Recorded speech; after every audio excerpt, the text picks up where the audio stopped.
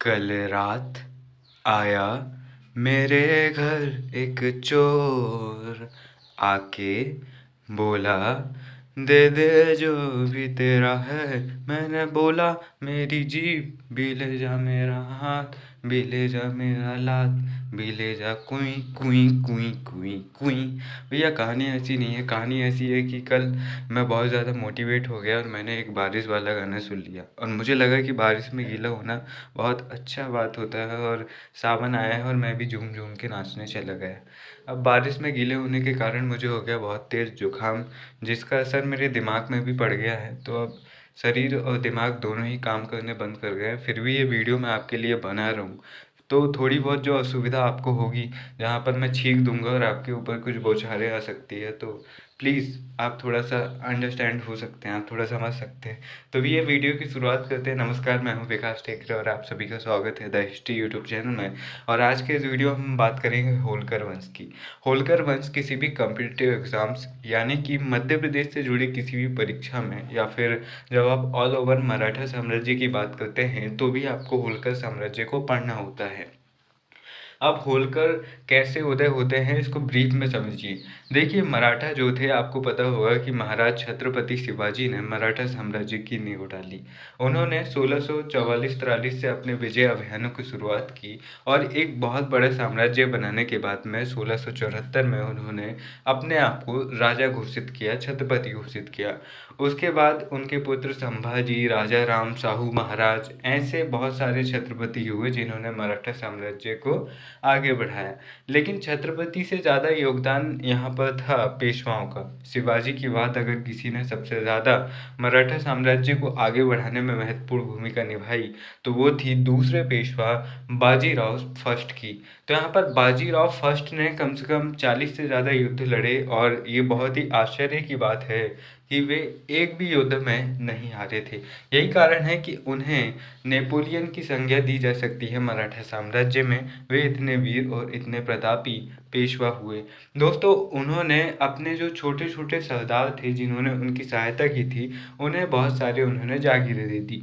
जैसे इंदौर राज्य उन्होंने 1728 में प्रदान किया मल्हार राव होलकर को।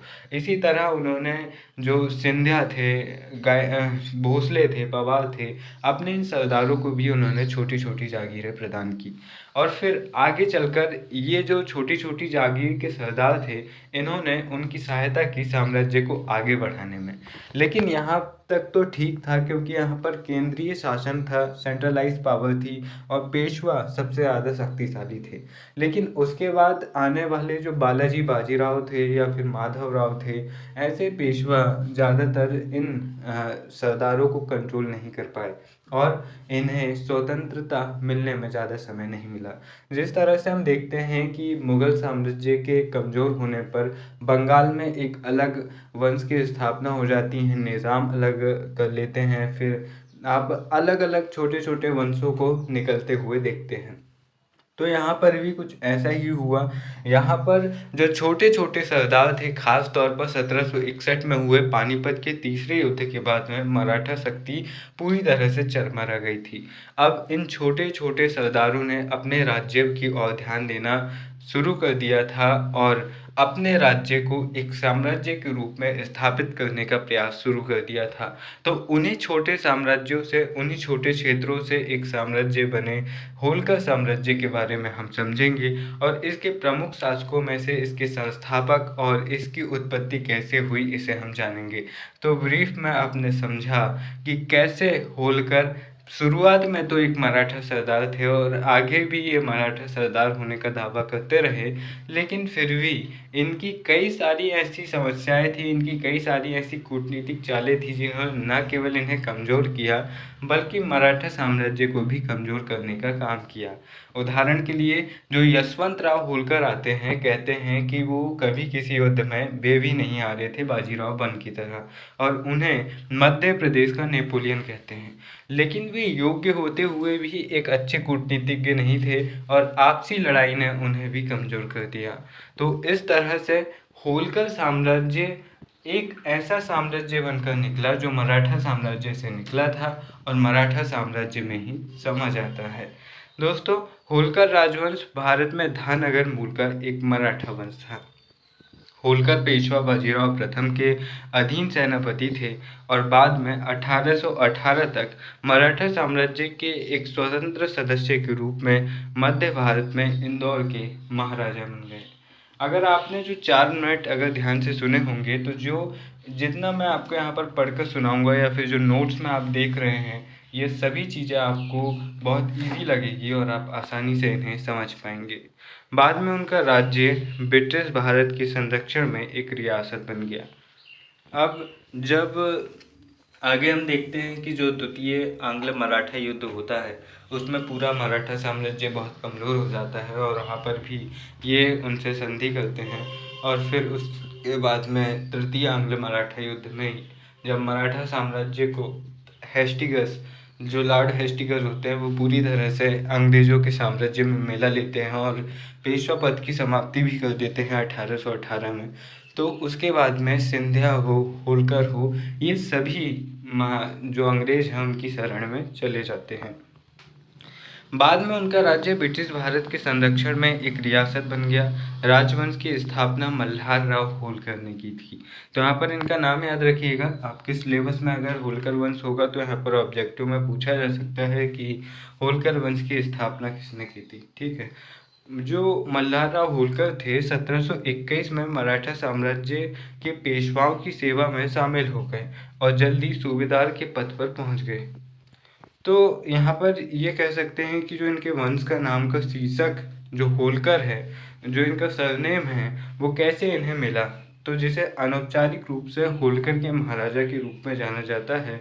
होलकर अपने परिवार का नाम हल या होला नदी से लेते हैं, जो पूना से 40 किलोमीटर दूर स्थित है। तो पहले तो आप इनकी कहानी सुन लीजिए कि ये कैसे राजस्थान गुजरात होते हुए महाराष्ट्र में आए और यहाँ पर आकर ये होला या हल गांव में आकर बस गए। इस गांव के होने के कारण इनके सरनेम में यह पड़ गया और इसी गांव के आसपास एक होला नाम से नदी रही होगी, तो उस चक्कर में भी इनका नाम होलकर पड़ गया। जैसे हम बहुत सारी चीज़ें देखते हैं कि किसी के सरनेम में आपको इलाहाबादिया देखने को आएगा, किसी के सरनेम में कनपुरिया देखने को आएगा।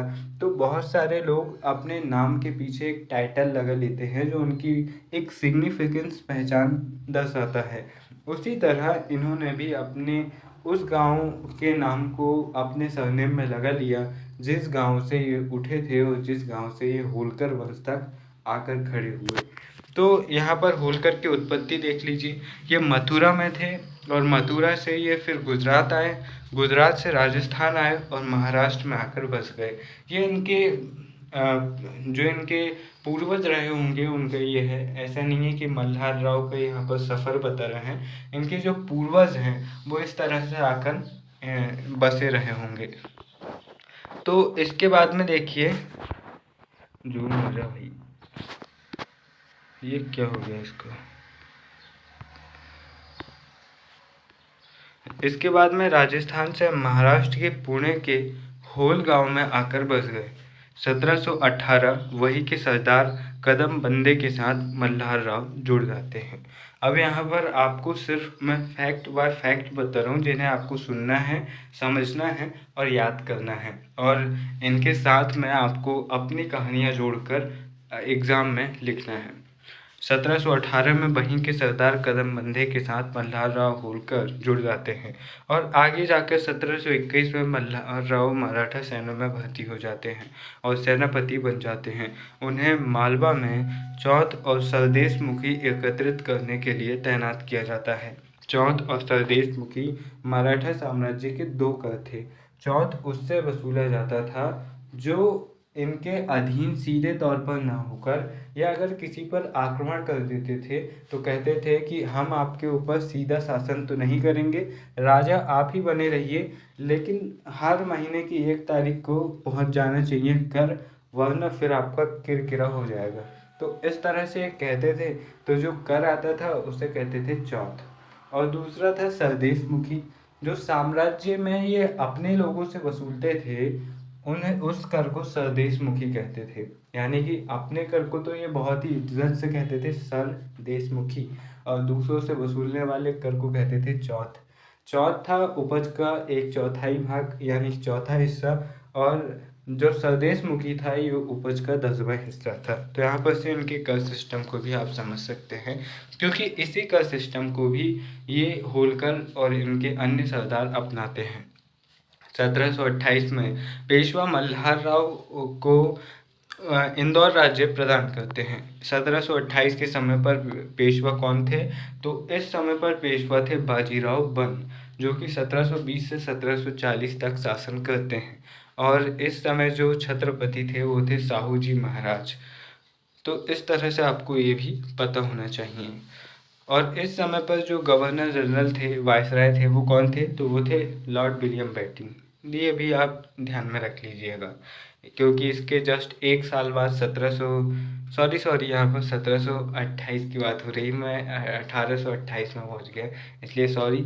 लॉर्ड विलियम बेंटिंक इस समय पर नहीं थे भाई साहब, इस समय पर कोई और थे, और वो कौन थे पता नहीं, क्योंकि 1773 में तो पहली बार वो आता है रॉबर्ट क्लाइव, इसीलिए सॉरी अगर आपको गलत जानकारी यहाँ पर मैंने आपको चिपका दिया। यहाँ पर 1728 में नहीं, 1828 में लॉर्ड विलियम बेंटिंक थे। इसके बाद में 1734 में मल्हार राव ने महेश्वर और इंदौर में अपना मुख्यालय स्थापित किया। महेश्वर और इंदौर में अपना मुख्यालय स्थापित किया, यानी कि दोहरी राजधानी इन्होंने कायम की। मल्हार राव ने बाद में मल्हारगंज नामक एक छावनी भी स्थापित। 1747 में उन्होंने अपने शाही महल रजवाड़ा के निर्माण की शुरुआत की। तो यहाँ पर जो रजवाड़ा है और इंदौर में यहाँ पर जो महल आज भी होलकरों का देखने को मिलता है, उसकी शुरुआत यहाँ पर 1747 में किसने की थी? तो मल्हार राव होलकर ने की थी। तो यहाँ पर इन्हें होलकर राज्य मिला कैसे, इसके पीछे भी एक कहानी सुनिए। 1728 में पालखेड़ा यानी कि जो औरंगाबाद का युद्ध था, यहाँ पर बाजीराव वन और हैदराबाद के निज़ाम असफ शाह के साथ युद्ध हुआ। इस युद्ध में पेशवा की महत्वपूर्ण सहायता मल्हार राव ने की थी। मल्हार राव ने क्या किया था? तो निज़ाम की सेना के लिए मुगल सम्राट ने सहायता भेजी थी। अब वो सहायता तो आनी थी उत्तर भारत से ही, और उत्तर भारत से आती तो ये ग्वालियर इंदौर इनको क्रॉस करते हुए उसे आना पड़ता। तो यहाँ पर पहले ही मल्हार राव होलकर ने जाकर उस रसद सामग्री को निज़ाम की सेना को मिलने से रोक दिया था। इससे निज़ाम की सेना कमज़ोर हो गई थी और बाजीराव प्रथम जीत गए। तो इससे बाजीराव प्रथम बहुत ज़्यादा खुश होते हैं और मल्हार राव को इंदौर राज्य प्रदान कर देते हैं। अब इन्हें क्या पता था कि भैया जो ये आज भूल कर रहे हैं उसका परिणाम मराठा साम्राज्य को क्या मिलने वाला है। मल्हार राव ने निज़ाम की सेना को मुगलों से मिलने वाली सहायता रोक दी थी, जिससे पेशवा आसानी से युद्ध जीत गए थे। इस बात को हम समझ चुके हैं। इसके बाद में हम देखते हैं कि 1728 में जैसे ही इनकी हो जाती है घोषणा कि अब इनको राज्य मिल गया है, तो मल्हार राव को हम एक संस्थापक और एक राजा के रूप में देख सकते हैं। मल्हार राव होलकर जो कि 1734 से 1766 तक गद्दी पर बैठते हैं। इनका जन्म 16 मार्च 1793 में हुआ था। कब? 16 मार्च 1793, और इनकी मृत्यु हुई थी 1766 में। यानी कि आपको ये पता होना चाहिए कि ये पानीपत का जो तीसरा युद्ध हुआ था 14 जनवरी 1761 को, उसमें गए थे। हालांकि ये जो नाना भाऊ थे उनकी पत्नी को लेकर और नाना फडणवीस को लेकर वापस आ गए थे, जिसके कारण ये उन चुनिंदा नेताओं में से रह गए थे नाना फडणवीस, और सिर्फ मल्हार राव होलकर पानीपत के तीसरे युद्ध में मराठों की तरफ से बचकर जिंदा आए थे। बाकी सभी योग्य नेता उस समय मारे गए थे। यही कारण है कि पानीपत के तीसरे युद्ध को मल्हार राव के जीवन का काला धब्बा या कलंक भी कहा जाता है, क्योंकि इतिहासकार या लोग ऐसा मानते हैं कि ये डर कर भाग कर आ गए थे। उन्होंने दिल्ली की लड़ाई 1737 में शानदार जीत दर्ज की। उन्होंने 1739 में ताल भोपाल में निज़ाम की सेना को हराने में बाजीराव प्रथम की महत्वपूर्ण सहायता की। 1739 में पुर्तगालियों से बसीन या बसई का किला उन्होंने जीता। फर्रुखाबाद 1751 से 1752 में सफदरगंज को रोहिल्ला के विरुद्ध सहायता देकर उन्होंने युद्ध जितवाया। 1752 में सफदरगंज होलकर से संधि कर लेता है, साथ ही अब्दाली के साथ भी संधि करता है। 1754 में मल्हार राव अपने पुत्र खांडे राव के साथ कुम्हेर का किला सूरतगढ़ जीतने के लिए जाते हैं। यहाँ पर वे घेरा डाल देते हैं, लेकिन इनके पुत्र शायद काफ़ी ज़्यादा ज्ञानी थे। उन्होंने सोचे कि देखते हैं, चलो कोई बाहर कुड़ी घूम रही है क्या, देख के आते हैं, लाइन मार के आते हैं थोड़ा सा। तो वो घूमने लगे। अब वो अपनी पालकी से निकलकर सेना का निरीक्षण कर रहे थे। उधर से एक बॉल आई। अब इन्होंने सोचे कि मैं कैच कर लेता हूँ बॉल को इन्होंने कैच कर लिया। अब कैच करने के बाद में पता चला कि वो तोप का गोला था। खांडे राव का वहीं बल्ले बल्ले हो गई और खांडे राव वहीं समाप्त हो गए। यानी कि जब वो अपनी खुली पालकी में निरीक्षण कर रहे थे तो कुम्हेर के किले से एक गोला आया और खांडे राव के ऊपर गिरा और खांडे राव समाप्त हो गए। इस तरह से इनका पुत्र निकल गए। मल्हार राव ठान लेते हैं कि कुम्हेर के किले को तबाह कर देंगे। अब तो भैया आंधी आएगी, तूफान आएगा। इसके बाद में ईश्वरी सिंह के साथ वे अपने आंतरिक विवादों के दौरान 1743 में उन्हें दी गई सहायता के लिए जयपुर के माधो सिंह प्रथम से रामपुरा और भानपुरा और टोंक के गांव लेते हैं। इसके बाद में 1748 में उन्हें उत्तरी और मध्य भारत का किंग मेकर कहा जाता है, क्योंकि दिल्ली की जो गद्दी है उसमें भी इनका बहुत ज़्यादा प्रभाव देखने को मिलने लगता है। और इस समय पर जो पेशवा रहता है ना, वो रहता है बालाजी बाजीराव।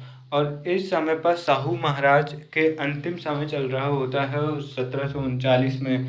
फिर हम देखते हैं कि जो राजा राम द्वितीय गद्दी पर बैठते हैं वो बहुत कमज़ोर होते हैं और प्रशासक और शासक दोनों के काम वो बालाजी बाजीराव को सौंप देते हैं। और बालाजी बाजीराव एक अच्छे राजनीतिज्ञ तो थे, लेकिन वे ज़्यादा दूरदर्शी नहीं थे जिसका फ़ायदा उठाते थे इस तरह के मल्हार राव जैसे सरदार। तो मल्हार राव मुग़ल गद्दी में, मुग़ल सत्ता में बहुत ज़्यादा इस समय इन लोगों का दखल देखने को मिलता है। यही कारण है कि मल्हार राव को उत्तर भारत व मध्य भारत का किंग मेकर इस समय कहा जाने लगा था।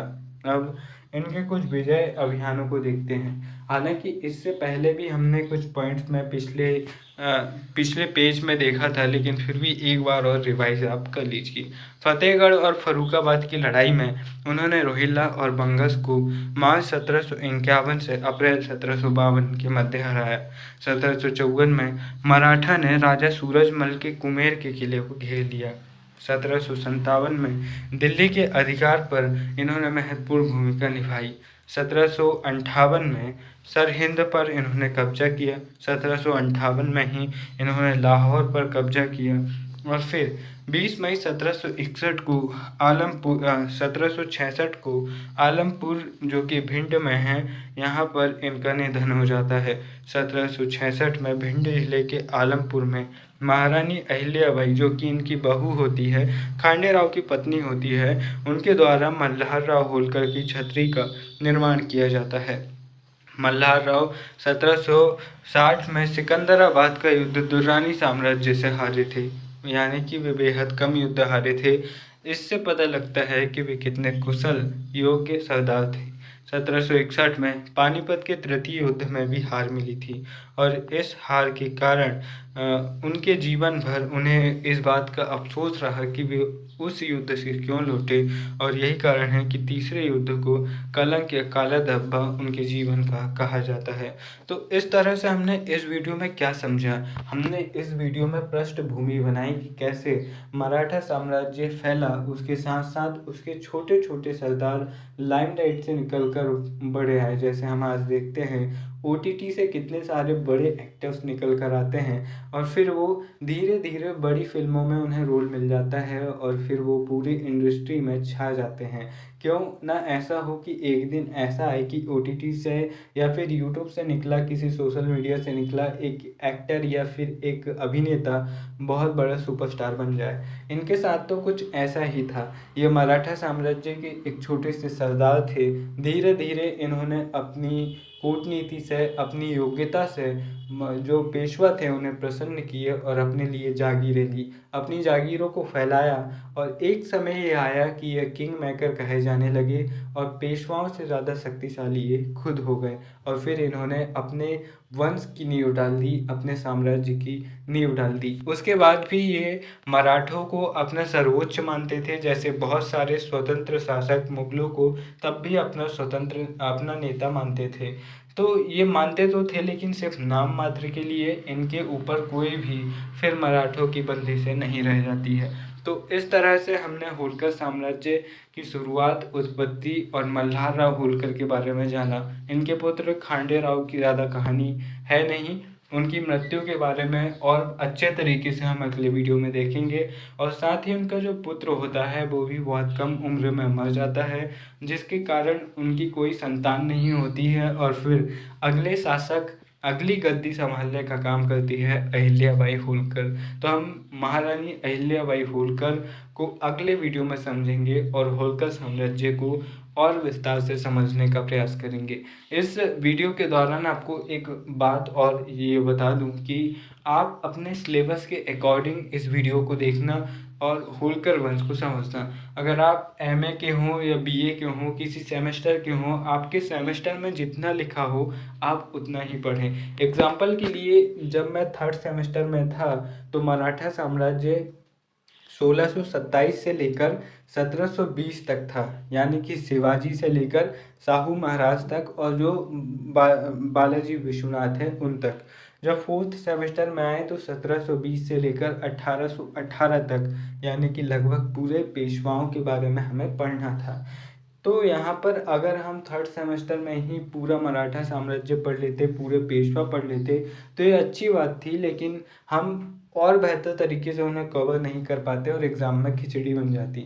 इसलिए आपसे रिक्वेस्ट है कि आप अपना सिलेबस देखिए, होलकर वंश के जिन जिन शासकों के बारे में लिखा हो, जहाँ तक लिखा हो आप उतना ही पढ़िए। अगर सिर्फ इतना लिखा हो कि होलकर वंश तो फिर आपको पूरा पढ़ना होगा, लेकिन अगर होलकर वंश के बाद डैश लगाकर किसी पर्टिकुलर शासक के बारे में लिखा होगा तो आप उन्हीं के बारे में बस पढ़िएगा।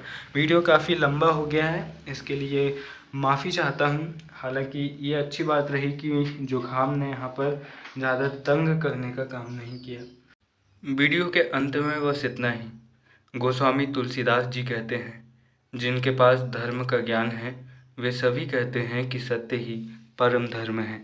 आज के दौर में ये जानना बहुत ज़्यादा इम्पोर्टेंट है कि आप किसी भी धर्म के हो, आप इस्लाम को मानते हो, आप हिंदुज़्म को मानते हो, जैन, बौद्ध, पारसी, सिखिज़्म, आप जिस भी धर्म को मानते हो, आपको आपके धर्म के बारे में अच्छी जानकारियाँ पता होनी चाहिए। वरना लोग अक्सर आपको गुमराह करेंगे और अपने राजनीतिक उद्देश्य, अपने सामाजिक और धार्मिक उद्देश्यों की पूर्ति के लिए केवल और केवल आपका इस्तेमाल करेंगे। एक बात हमेशा ध्यान में रखिएगा, कोई कथावाचक हो, कोई संत हो, कोई नेता हो, कोई भी व्यक्ति हो, वे केवल और केवल ईश्वर तक पहुंचने का माध्यम हो सकते हैं। जिस दिन आपने ये सोच लिया कि वे ही ईश्वर हैं, वे ही ईश्वर के अवतार हैं, तो ये सोच लीजिए कि आप पतन की ओर हैं और आप एक पिछलग्गू बन चुके हैं और आपका ब्रेन वॉश हो चुका है। हमने मराठा साम्राज्य और अलग अलग वंशों से यही सीख ली है कि जब राजा अपने सामंतों पर, अपने सरदारों पर ज़्यादा विश्वास करने लगता है और सरदार जब अंदर ही अंदर षड्यंत्र रचने लगते हैं तो वही एक दिन राजा को गद्दी से उतार फेंकते हैं और खुद अगला राजा बन जाते हैं। ऐसे ही कुछ लोग करते हैं जो धीरे धीरे कहते हैं कि हम खुद ईश्वर के भक्त हैं, और जब लोग उनके बहकावे में आने लगते हैं तो फिर वे खुद को ईश्वर घोषित कर देते हैं। यही कारण है कि ऐसे ही बेवकूफ़ियों में, जैसे यूपी के हाथरस में कुछ दिन पहले 122 लोगों ने अपनी जान दी। सोचो अगर वे भी न्यूट्रल होते और ईश्वर से सीधा संबंध खुद स्थापित करते और ज़्यादा ऐसे अंधविश्वास में ना फंसते तो 122 लोगों की जान नहीं जाती। इसलिए आखिर में बस इतना ही कि भक्ति कीजिए उस तरह से जिस तरह से हमारा धर्म सिखाता है, उस तरह से नहीं जिस तरह से लोग सिखाते हैं। फिर मिलेंगे। नमस्कार, जय हिंद।